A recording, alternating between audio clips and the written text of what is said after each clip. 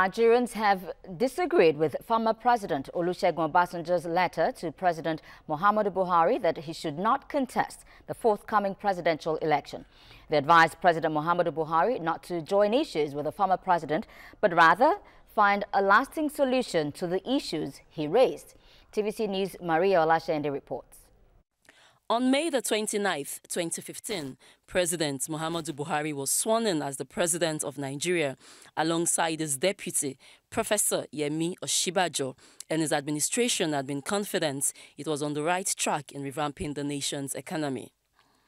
But his policies and decisions, seemingly tilted to favor one part of the country, have elicited a lot of complaints which his principal men had always dismissed. A letter from former President Olusegun Obasanjo mirroring the complaints of generality of Nigerians came as a jolt to this administration, especially since Obasanjo advised President Muhammadu Buhari not to recontest.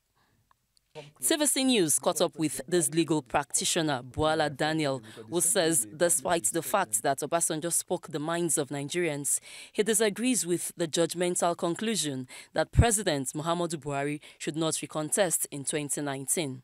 That aspect of the epistle I considered as inappropriate. In fact, I consider it as uncharitable to the person of President Buhari. In 3 months, this kind of thing can change the perception of Nigerians. And they may decide to say, let's give him. The wife of the president once weighed in. She said those who voted for him were not the ones he considered. Most of the people he appointed didn't even have voters' card. So, and if he had listened to the party dynamics, probably the entire nation would have been covered.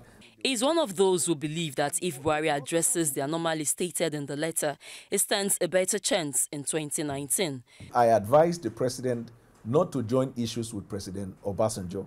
Obasanjo also has a penchant and he has a history of wanting to stay in power. And I give credit to Tinubu, to be honest, because he's one ex-governor in Nigeria that you can point at a lot of people that he has so far not only given them opportunity, haven't identified them, but created a flourishing environment for them, and they are speaking national affairs. Other Nigerians are not so forgiving, and apart from being very critical, have asked President Buhari to forget the messenger, but deal with the message.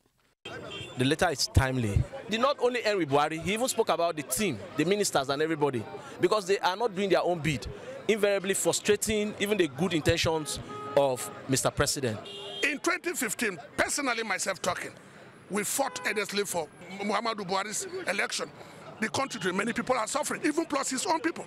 Many people are suffering in silence. Nobody wants to come out and say the truth. The economy is down. Everything is in shambles. So we should wake up. He should wake up and to his responsibility as the president and commander-in-chief of this country. Nigerians agree that Obasanjo is not a saint in Nigeria's politics. Others still retain their faith in President Buhari and believe Nigerians will take the right decision by voting him back into office in 2019. Maria Olashende, TVC News.